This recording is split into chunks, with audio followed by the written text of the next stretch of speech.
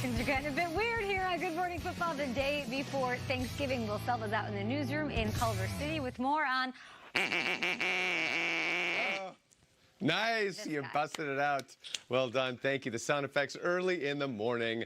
Thank you, Kay Adams. Well, the man known as Duck is going to be under center once again for the Steelers. Devlin Hodges getting the starting nod over Mason Rudolph for Sunday's game against the Browns. Now, the former practice squad player certainly earned the opportunity. He replaced Rudolph at halftime of the win over the Bengals and instantly sparked that offense. He went 5 of 11 for 118 yards and a touch. Duck now has a career passer rating of 97.7. Head coach Mike Tomlin explains why he's going with Hodges rather than Rudolph. He has not killed us. There's going to be enough pressure on Devlin just performing, so I'm not going to add to it by talking expectations. I expect him to not kill us. He has not killed us. Ringing endorsement there. Now, from a former practice squad QB to a former #1 overall pick, Jared Goff, he's struggling badly. He hasn't thrown a touchdown since week 8 against the Bengals. He's the only quarterback with 3 starts and 0 touchdowns since week 10. Head coach Sean McVay says don't put all the blame, though, on the QB. Now, what I'm concerned, I don't want to say I'm concerned, but where there's an urgency is we've got to be better as an offense overall. Coaches, players, we're all a part of this, and it's not just Jared. It's a collaboration of the unit, and that's why football is the greatest team sport there is. And I think everybody, especially just for our team as a whole, we can all look inward, figure out what we can do better, and that's what we've got to do, and we've got to start seeing those things show up. Well, Goff ranks 31st among 34 qualified QB passer rating at 80.3. He is 0-4-1 against the Cardinals in his career, so there is that silver lining, but it won't be easy. There, Kay. Appreciate the update. Thank you so much. 3 games tomorrow. Cannot wait for all of that, Selva. We love you. We'll talk to you in a bit. It is Make-Out Christmas, as my buddy Kyle That's here right, Adams. always reminds us, year in, year out. It's the night before Thanksgiving. You go to the bar with your old friends, your old hangout, and maybe you play the game 2 Truths and a Lie. Right? Maybe that's the game that you play. So we have a spin on that, and it's called 2 Trends and a Lie. I will read 3 intriguing true stats from the last few weeks of football. You tell me which one is the lie, which trend is not going to continue. Are we ready? Yeah. I got it. Yeah. All right, let's start out with some teams playing on Thanksgiving. The Bears just won their 3rd game of the season while scoring fewer than 20 points. Okay, the Cowboys are 0-4 against teams currently above 500.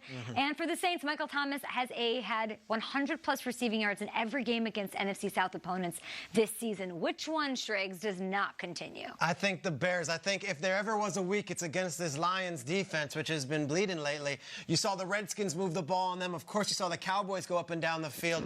I think if Mitchell Trubisky is ever going to get it right, it is going to be on at Fox at 12:30 tomorrow afternoon. Let's get it going. Hey, Matt Nagy, Coach of the Year. Let's see what you got. All right. I'm going to go with the Cowboys. I feel like this is the biggest game of the season. They're playing against a formidable opponent.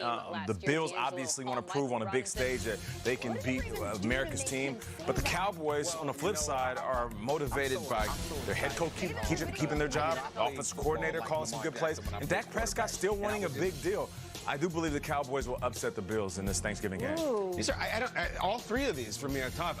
This one, forget about it. Michael Thomas is inevitable. You think so, Kyle? Unstoppable. What if a team comes in and they say, you know what, we're going to double Mike Thomas and we're going to force Alvin Kamara to beat us? You don't think that's going to happen? I appreciate the television, but no, I do not. We're now 12 weeks into the season that teams have tried. He's the most unstoppable force in the game. I would never bet against him. Thanks for the television. I do. I always look out for the television. And these guys, I don't think are going to beat the Bills. I'm going to go with the Bears, despite all the struggles they've had. The Bears' 2 tight ends right now are 2 Ivy Leaguers. I don't mean that in a good way, and one of them's in the protocol. So, they're really wounded. But I saw Trubisky running downfield against the Lions last time, fist pumping like that, and it kind of got me a little excited. So I will go with the Bears, bear down. Anthony Miller's turning Shout it out up. to the Ivy Allen League. Robinson has been a beast all season long. So, okay, let's go to another one. Want to do it again? Yeah. All right, clink your beers and let's do this. Let's talk some serious Super Bowl contenders. Oh, yeah. I used to go with those Listerine strips, a lot of them. Really? Those strips that dissolve. revolve on your tongue. Banaka. Good night, baby. The 49ers have scored 30-plus points in 6 games, Ace Ventura, this season. That is only second to the Saints, gentlemen. The Ravens have won 5 straight games by 14 points or more, and the Patriots. Tom Brady has thrown just 5 touchdowns in the past 6 games. Woof, woof, woof, woof, woof. Hey, Kyle, which one's a lie? Well, the Ravens one is like the Michael Thomas one. Like, there's no way I'm picking that. They're too good. They're too hot. That one's off the board. I think I'm going to go with the Patriots, incredibly. Like, I saw them really, really earnestly try to feed Sony Michel, and I think they're going to try to do that again. Brady not terribly sharp. I'll ride with that one. These two teams are too good and too hot right now. I'm never picking against them. Yeah, but I feel like with the 49ers, they have proven that they can be an offensive juggernaut. Like, I get it. Their defense is strong. The Bosa Constrictor is always going to make quarterbacks feel uncomfortable. Richard Sherman and the host of DBs are going to be opportunistic when the ball's in the air. But on the flip side, are we not paying attention to the fact that Jimmy Garoppolo is feeding a host of, I want to say, no-name wide receivers, better yet, unfamiliar wide receivers, and making them household names? I feel like this offense has proven that the defense isn't carrying this team. It's really a fine balance between the two. Oddly enough, and this is genuine. What do you got? I don't see this being a blowout. Okay, they play the 49ers, and you could say, well, every team has a good This 49ers defense is special, and they have things that other teams don't. And I'm talking about 4 first-round picks on that defensive line. Eric Armstead is the guy who rubs the belly when he gets a sack.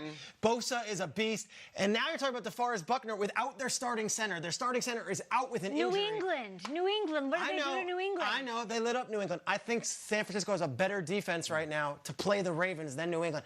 I think that game is a very close game. I hope so. I might take the Niners to beat the Ravens on Sunday. I'm still looking for Aaron Donald against that Ravens team, too. Speaking of, I'm looking for him. I know. But I think they have a better unit across the line, though. I think you're right. They've got 4 of them. Yeah, that's what I'm saying. I hear you. Taking who? Kyle liked mint-flavored bubble gum on Make Out Christmas. Let's talk bubble teams now. Oh. AFC. The Titans have won 4 of their last 5 games with Ryan Break 'em Tannehill up. as a starter. These are all true. Which one does not continue? The Steelers have had 6 straight games, allowing fewer than 25 points. That's really impressive. Yeah. And the Colts have gone 5 straight with over 100 yards rushing, which is a lie. Got some injuries going on here. What do we got? This is the toughest one. I might go with the Colts run wild. You know, I just feel like with the injuries that are mounting, Marlon Mack, he has that hand, and I know that they have the backup running back in there doing what he needs to do to kind of suffice, but I'm going with the Colts run wild. I don't think that's going to continue. Williams and Hines aren't going to get it going. Browns have looked pretty good on offense. Jarvis and Odell, and I don't know if Duck Hodges is going to not throw interceptions. I think the Browns might put up some points against the Steelers. My eyes always go to the most turducken thing one. we have to do with The most Teflon one in this case is this. Not picking against the Tan Man. These guys are unbelievable. Do not Mr. November, going to be Mr. December. I think it's the Steelers, and they're great, and I love Minka and everything, but Baker's got a little bit of bounce, and what I saw from Jarvis and Odell last week, I'm going to buy into that, so I will say that one, Steelers. There we have it. What did you guys get wrong? What do you think they got wrong? Tweet us at @GMFB, and up next, Derek Henry. Tractorcito. He took this ball Litigation! 74 yards to the house in Spanish? Yeah. Not even the same. I don't know. I don't know how to say that. We'll ask Will. Abogado. I don't know what you're talking about. The Long Show is next. And how will Deshaun Watson fare against the Boogeyman on Sunday? Boogeyman.